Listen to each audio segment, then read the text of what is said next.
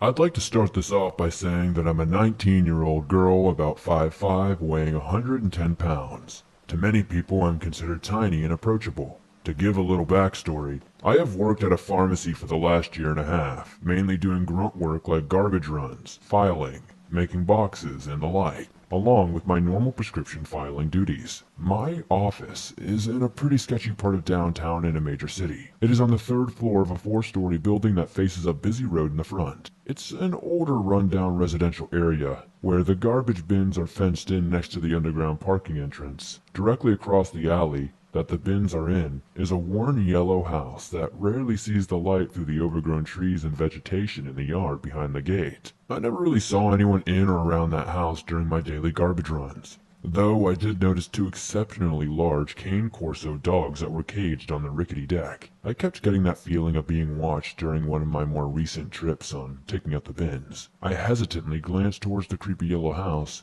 to find nothing out of the ordinary. Now, I am an avid horror fan. I used to be a little spooked by cliches like creepy houses, and I would spend my days being paranoid over everyday circumstances, constantly looking behind my shoulder and being suspicious of everyone that moves around me. So I chalked it up to me just being paranoid. The feeling never subsided though, so as I rushed to finish the job, I took one last peek behind me and saw a very tall, slender man with unkempt, shaggy gray hair, wearing a tattered white tank top with holes and stains, peering out the bay window over the deck and straight at me. At this point, I had never seen someone living there, and I had never seen anyone at all around the house. My customer service instinct kicked in and I gave him the best polite smile I could form. He did not return it, and continued to burn his eyes into my being. After what seemed like a few hours, I slowly retreated out of sight, never breaking eye contact. This was just my first encounter with this man, but by God,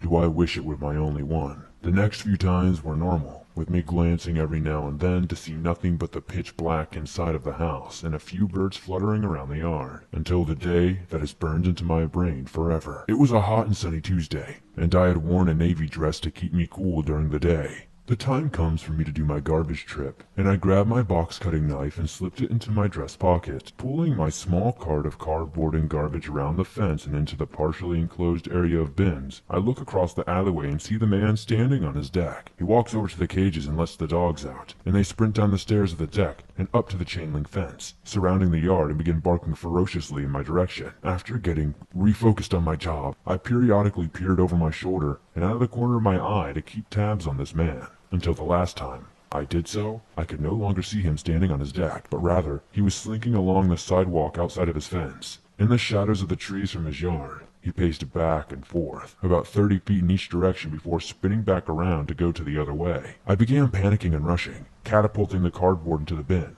and that is when I heard the sound. Rocks from the gravel alley being scuffled under heavy footsteps. I mustered up all the courage I could, and turned my entire body to face the man, my hand in my pocket gripping the knife tightly, ready to defend myself. To my horror, the man was less than 10 feet in front of me, head down, staring at the ground with one hand behind his back and one in his pocket. As he closed the gap between us, I heard a voice from behind me, to my left. I turned to investigate the voice. It was a young man. A tall, gawky man, probably around 23 or 24. I recognized him from the cafe on the first floor. He had a garbage bag in his hand. He asked me, "Is that your cart?" I glanced towards the cart, and dumbfounded, I responded with a yes. He struck up a conversation with me, and came close and rested his hand on my shoulder, and looked me in the eyes and whispered, "Come with me." He grabbed my cart and began walking towards the building, and this is when I turned back to look at the man, who had scurried back across the alley to his fence, scrambling to open the latch while shoving something into his pocket, and cursing under his breath, shooting daggers at the cafe man. When we made it back into the parking lot adjacent to our building, he stopped and said, "I was on my way to the bins when I noticed the man coming towards you. I hoped asking you about your cart and being near you would deter him from whatever he was thinking of doing. Now, you be safe and bring a partner every time you are down here, or you can come grab me if no one else can help." We said our goodbyes, and I thanked him profusely. I never went down alone again after telling my coworkers what had happened. To the young man in the cafe, at the time your small talk seemed meaningless and forced, but it very well could have been the reason that I am still alive today. So thank you for being my hero and saving me from a possible life-threatening attack.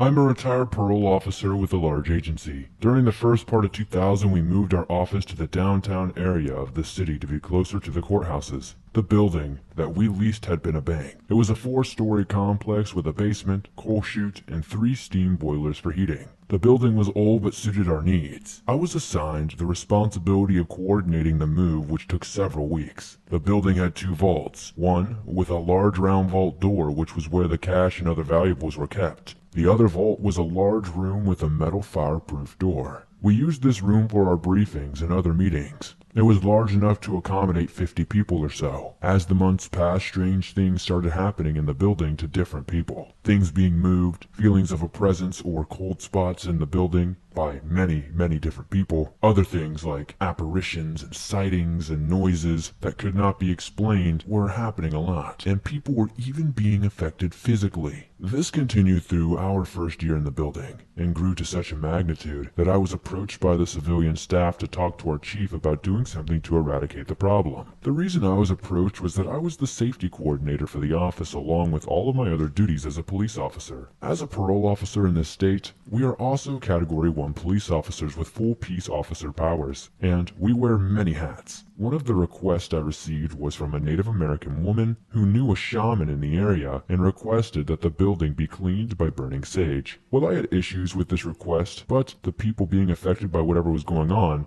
seemed to be genuine. These people were not only our employees, but they were also friends, and they were looking for help. I knew that if I took this story and request to our chief, that he would most likely laugh me out of his office. Fortunately, I had a pretty solid relationship with him, so I picked the right time and one morning walked into his office and presented the request to him. Just as I expected, he got a good laugh out of it. He then decided to share this with our director, whom I also knew. Well, both got a great laugh out of it at my expense. As it turned out, the chief denied my request, and I was sent off with my tail between my legs. Knowing that the problem still existed, I went to my staff and explained what had happened with the chief, and went on to tell them that whatever they decide to do is up to them. Just keep it to themselves. So for a while, things quieted down. We did not cleanse the building just yet, since everyone thought things were getting back to normal with no unusual incidents. Then, one evening, while I was on the 3rd floor with my female partner getting ready to go on patrol, we heard the door from the stairs open, and a considerable amount of noise that sounded like our maintenance people coming up to clean, which was normal for that time of night. Things were rattling, clanging, etc. We both called out to them and let them know we were in the building, but no one responded. The noise kept up and we called out again, but still, no response. That is when we both looked at each other and gave each other the look of,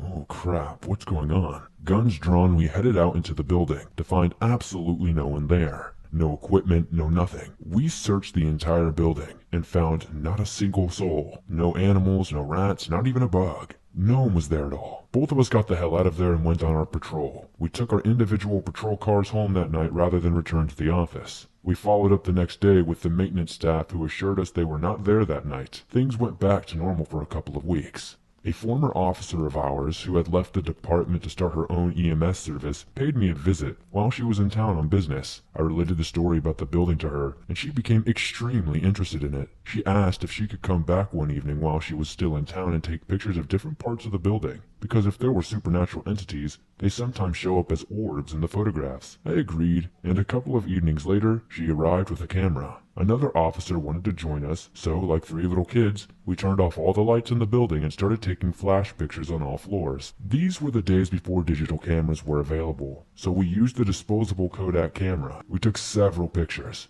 and just as she thought, many of the photos had orbs in them. This was very freaky. Now, I do not know if this has any correlation, but soon after taking those pictures, the unusual activity started up again, and this time with greater intensity and frequency. One night, while one of our sergeants was securing the building, he was in the basement where the vault is that we use for meetings. We had just turned off all the lights in that room, and were working our way down the hallway past a kitchen that we use for breaks. Suddenly, the lights he had just turned off in the meeting room came back on, and then went off, and repeated this continually. Papers and other articles began flying in the room as well. This sent him running from the basement and out the front door for the rest of the night. He reported this to a very select group of people, which included his lieutenant, who laughed at him when he heard the story. The following is what we call instant justice. A few nights later, that very lieutenant that had laughed at the sergeant's experience was in the very basement doing the same activities as the sergeant. As the lieutenant was securing the lights, he walked by the kitchen area. turned out those lights, and began walking down the long hallway toward the door that leads to the stairs to take you upstairs and through the front door. Before he even got to the door at the end of the hall, all hell broke loose in the kitchen. The lights came on and off repeatedly. Pots, pans, eating utensils, plates, etc. began flying across the room, making a horrendous noise. Well, he beat feet out of there as quickly as he could. He is still not returned and will not go back to that place at night. So now we come full circle back to my office. The same location that my partner and I had heard the noises, thinking it was the maintenance people. I had been in the office earlier, getting ready to go on patrol on the evening shift. My sergeant's office is directly around the corner, maybe 5 feet away from my door. Prior to me leaving, I bid her a goodbye and took off. She was the only person in the office now,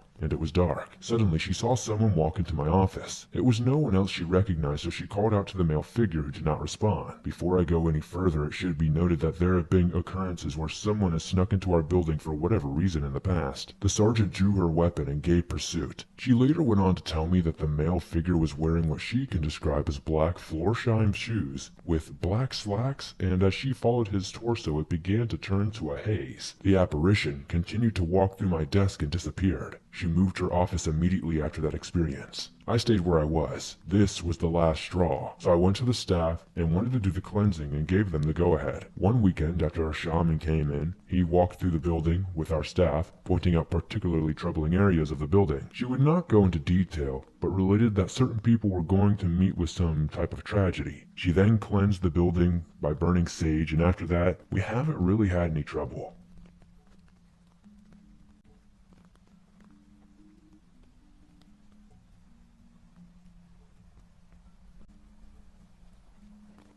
This was New Year's Eve of 1994. I was a senior in high school, and my friends and I would party hop from one another every weekend. We were in a very big hurry to get to a certain keg party before all the beer ran out. We had already been drinking for the last hour since we found a homeless guy to buy us a case of beer. This was the way we usually got our booze. It was not hard to find some street guy happy to get a free bottle for himself. The case was quickly running out, and we were all eager to keep our buzzes going. It was about an hour before midnight, and we were still a good 2 miles away from the party. My friend who was driving decided to take a shortcut through the downtown area of our city. Downtown was usually dead this time of night, and this night was no different. We were stopped at a red light a few blocks away from where a Mustang and a motorcycle were waiting for the light to change. Their light changed at the same time as ours, and we could tell the Mustang and motorcycle were racing each other. It was about a 100-yard race to the next light. They were running head-to-head at first, but the bike quickly pulled in front, and what I could only assume was them showing off, the guy on the bike popped the wheelie while continuing to pull ahead of the Mustang at the time. I cannot say I was impressed by this clown show, but we drove slowly and hung back, watching it all unfold. The bike was about 3 car lengths ahead when he lowered back to 2 wheels and lost control soon after, swerving to the left and into the path of the Mustang. The driver of the Mustang had no chance of stopping in time and collided and rolled over the bike and its rider. If I had to guess, I would say the car was going around 85 miles an hour. My friend slammed on the brakes just in time for us to watch the rider being spit out from the car. The motorcycle had somehow flipped over the hood of the car and buried itself in the windshield. Both drivers were more than likely killed instantly. The Mustang quickly lost speed and slowly rolled to a stop against the left-hand curb. No one in my car said a word. We were so shocked, and all we could do was watch the scene, waiting and hoping someone would move, but nothing happened. After sitting in silence for several minutes, I quietly leaned forward in my seat and told my friend to take me home and to call the police. He did not speak or face me. He simply put the car into gear and made a right turn. What happened after I was dropped off, I really don't know. I can say for myself, witnessing that caused a large shift in the way I lived my life from then on. Some people may ask why we did not try to render aid to those 2 men. They do have a good argument, but I can only say that I personally was far too freaked out to help anyone, and I had no skills at all, no CPR training, nothing. Because of this, I wanted to be anywhere other than there, with these 2 people. When my friends and I spoke about the incident a few days later, it never entered the conversation. It was all just a given in our minds that they were both dead. According to the news the following day, our assumptions were correct. Both men had died instantly. The driver of the Mustang was a 19-year-old kid. He was almost beheaded by the impact of the motorcycle. That night marked the end of my careless drinking and partying. After we returned to school, I began focusing on my schoolwork and impending graduation. A couple of other guys carried on as usual, and their lives ended in varying levels of disappointment and loss. Focusing on my future paid off greatly, and that was only because of how I altered the way I was living and my life priorities. Despite the tragedy that occurred that night, it showed me in clear detail how living your life in such a reckless way could end so badly. Continuing the path I was on, I feel, really would have meant those young men lost their lives for nothing, and that is truly the tragedy.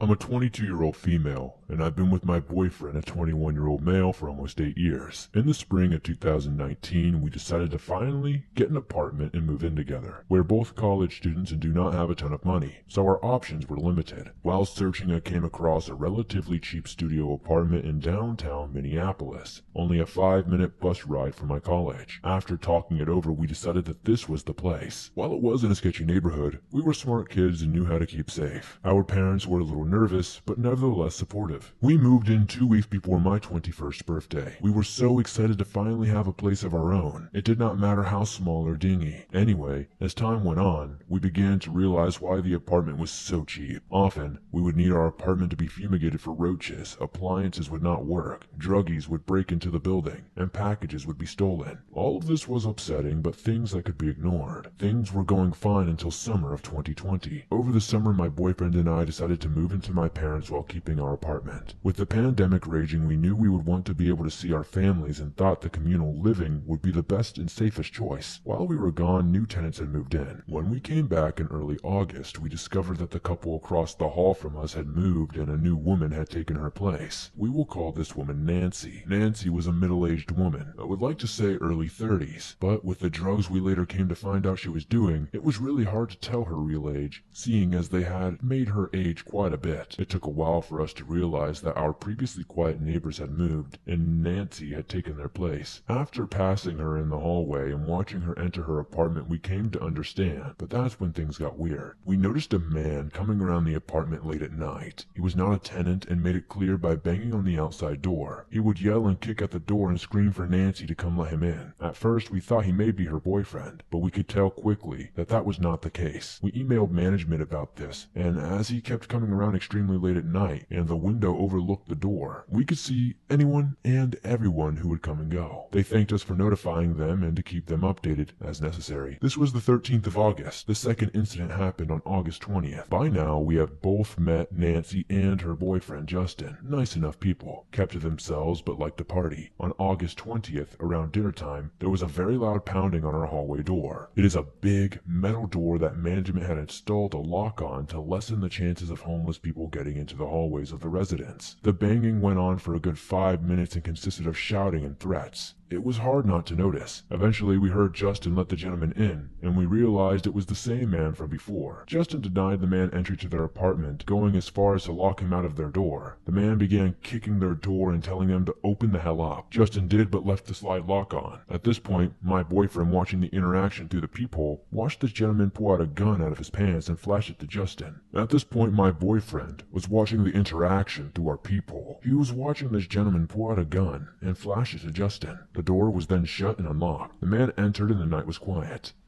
A little shaken, we considered calling the cops, but instead decided to simply email management. To this, we got no reply. Just a short 3 days later, on August 23rd, we did however decide to call the cops. This time the same thing happened, but the gentleman was never let into their apartment, and he pulled a weapon out in the hall claiming he was going to shoot. He left before the police arrived. Again, we emailed management and received no response. By now, we were nervous as our neighbors were a clear threat to us. Now, in between the last event and the one I'm going to detail, there were many shouting matches between Nancy and Justin. Many more times did their friend come back and make a scene, but it was very much the same as before, including breaking our hall door by kicking it so hard and pulling it off the handle. Now, September 8th rolls around, and this next thing happened. It is one of the 3 events that has made me jump every time I hear a loud noise. Around noontime, I was in class on Zoom. From my desk, with my headphones on, I could hear another fight ensuing across the hall. I prayed for it to be something that ended soon, but I was not so lucky. Within minutes, the fight escalated from screaming into hitting, punching, and throwing. Nancy was screeching that she was going to kill Justin and that he was killing her. Shakily, my boyfriend went to the door to get a better idea of the seriousness of this fight. After she continued screaming, I decided to call 911, explaining to the operator that once again the tenants were fighting. She told me the cops were on their way. Then,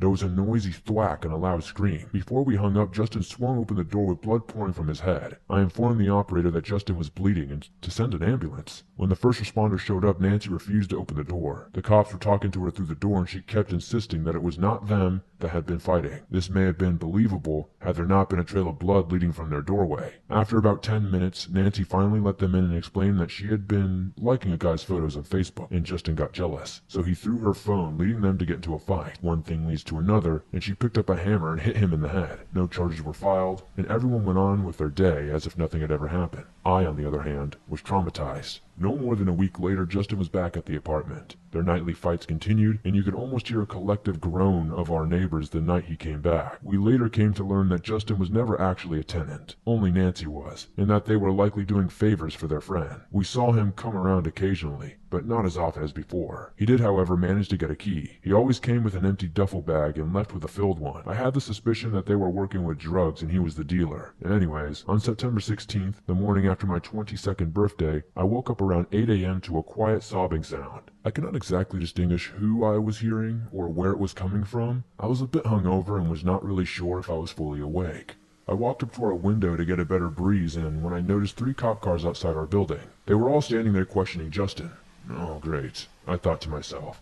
I walked to our door and sure enough, Nancy stood giving a tearful story to an officer. I shook my head and decided to go back to bed. Around noon, I was again in class when a loud shriek broke the silence. My stomach dropped and I got a weird feeling. Connor walked over to the door and heard a few people in panicked voices across the hall. "There's a woman crying over there," he told me. I went to go check in on her. She sounds hurt. I got up and checked and I heard it too. There was also a man saying, "Crap, crap, what now?" in a whispered shout. Oh boy, call the cops. You do not know what's going on out there. Within minutes the cops had arrived. Connor had just gotten off the phone with the dispatcher when 6 cop cars and an ambulance pulled up. The cops and paramedics were let into the building by one of the downstairs tenants and escorted them up to the apartment. Within minutes a woman was escorted out on a gurney bleeding heavily from a stab wound in her abdomen. We later came to find out that Nancy nor Justin had even been home, but that 3 of their friends had been there hanging out. One gentleman was tweaking on whatever they were dealing with and got upset by something a woman had said. So he stabbed her. Until we called management, they had no idea what had happened. When they came to visit Nancy to inform her that one more strike and she would be evicted, she cursed at them through the door and told them to be more compassionate. I was irate. The last straw came not even a week later. At 4:42 a.m. on September 19th, I woke up to a blood-curdling scream from Nancy. "He's killing me! He's killing me!" she shrieked. I leaped out of bed shaking. I grabbed my phone and tearfully begged the dispatcher to tell the officers to hurry. This screaming went on for 20 minutes before an officer arrived. Again, like all the times before, Connor went down to let the officers in. He pounded on the door and demanded to be let in. Both Justin and Nancy denied the entrance. Furious, I thought, like all the times before, the officer would simply walk away. But this time, he actually did something. This time, he told them they would either open the door or he would kick it down, as he was the first officer to ever actually be present for their arguments, and he had heard the claims that Justin was going to kill her. Within 2 days, Nancy was evicted. I'm still afraid that she will send someone after us for getting her evicted, as the last officer did not make it so secretive as to who called and reported them. While she was friendly to our face, we could hear her making threats after each time cops had been called. I'm excited to say that after I graduate this spring, I will be moving, and hopefully never have to experience these things again.